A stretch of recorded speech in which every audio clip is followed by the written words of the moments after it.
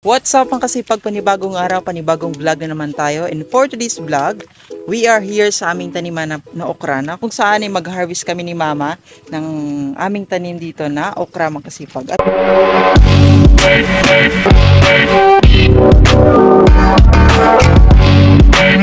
At kung nakikita niyo po mga kasipag, madami po yung kanilang bunga. So wait, pakita ko sa inyo. Wait lang So ito po yung makasipag yung kanilang bunga na ating harvestin mga kasipag. So ito yung outfit ko dahil bago lang po nag-ulan dito mga kasipag. So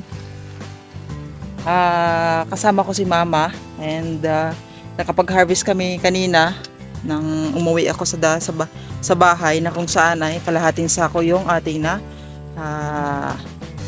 yung inuwi ko doon kasi basang-basa po ako makasipag ng ulan. So, samahan nyo kami makasipag sa pag-harvest. Ayan, tara.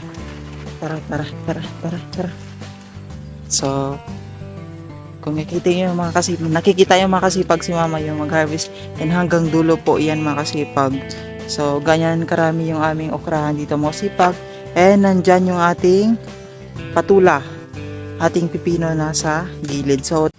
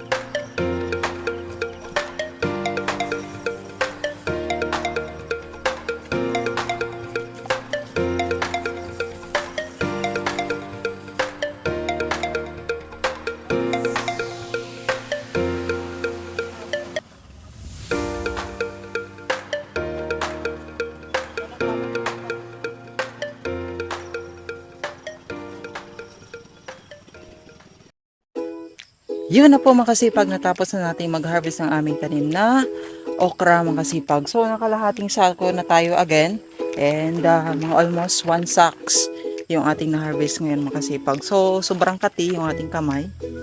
Kahit nag-jacket tayo or nag-gloves, kati pa rin. So ako po ay magpapalam na muna. And thank you for watching and bye bye and see you in my next vlog.